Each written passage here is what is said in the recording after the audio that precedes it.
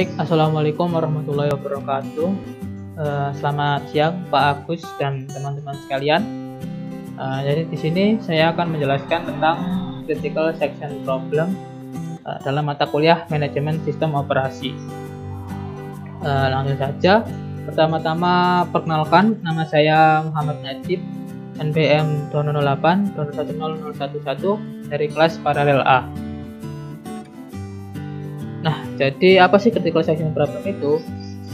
Critical section problem adalah pertimbangan sebuah sistem yang terdiri dari n proses, yaitu P0, P1, dan seterusnya sampai Pn-1.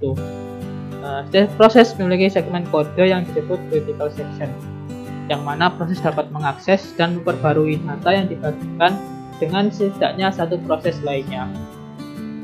Ketika suatu proses berada di critical section, tidak ada proses lain yang mungkin berada di critical section-nya, yang dalam artian tidak ada dua proses yang mengeksekusi di bagian kritis mereka pada waktu yang bersamaan. Critical section adalah mendesain sebuah protokol di mana proses-proses dapat menggunakannya secara bersama-sama. Setiap proses harus meminta izin untuk memasuki critical section-nya. Bagian dari kode yang mengimplementasikan izin ini disebut entry section. Akhir dari critical section itu disebut exit section. Kemudian bagian kode selanjutnya disebut remainder section. Nah, untuk fungsinya adalah entry section adalah kode yang digunakan untuk masuk ke dalam critical section. Kemudian critical section adalah kode di mana hanya ada satu proses yang dapat dieksekusi pada satu waktu. Kemudian exit section, yaitu akhir dari critical section yang mengizinkan proses lain.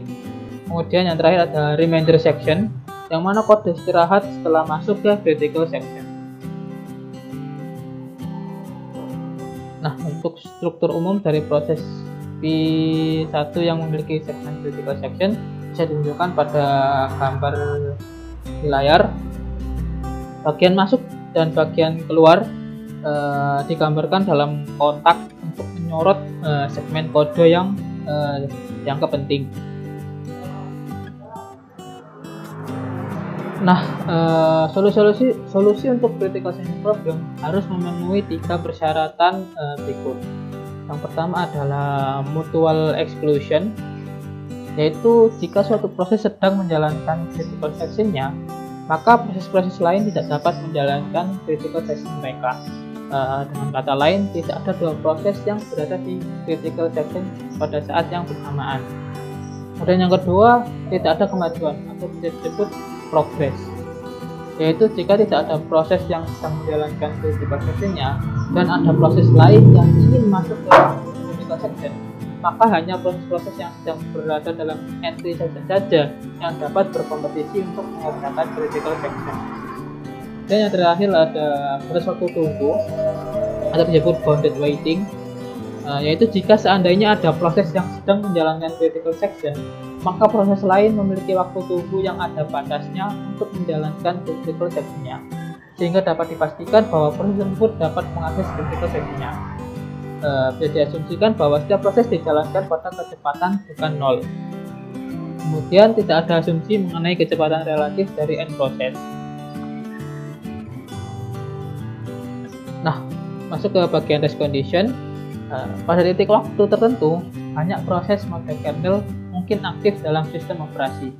Akibatnya, kode yang mengimplementasikan sistem operasi atau kode kernel tunduk pada beberapa kemungkinan rest condition. Contohnya bisa diilustrasikan pada gambar di samping. Dalam situasi ini, dua proses yaitu P0 dan P1 membuat proses anak menggunakan panggilan sistem fork. Nah, perlu diingat bahwa fork mengembalikan pengidentifikasi proses dari proses yang baru dibuat ke proses induk.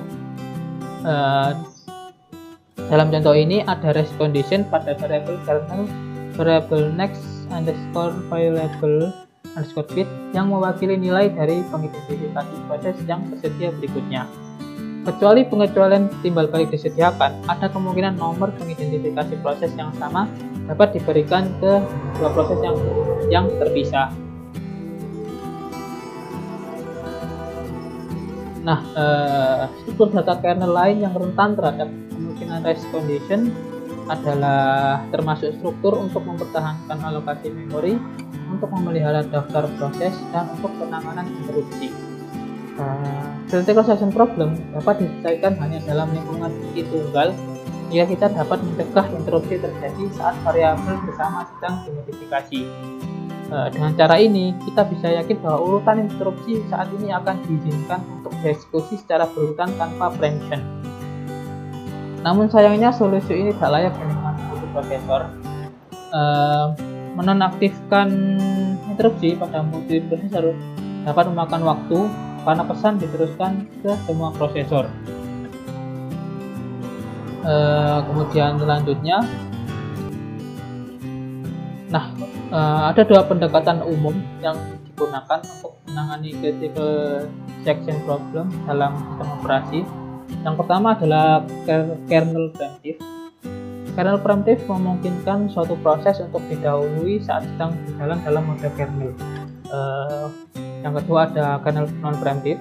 Kernel non preemptive tidak mengizinkan proses yang berjalan dalam mode kernel untuk didahului.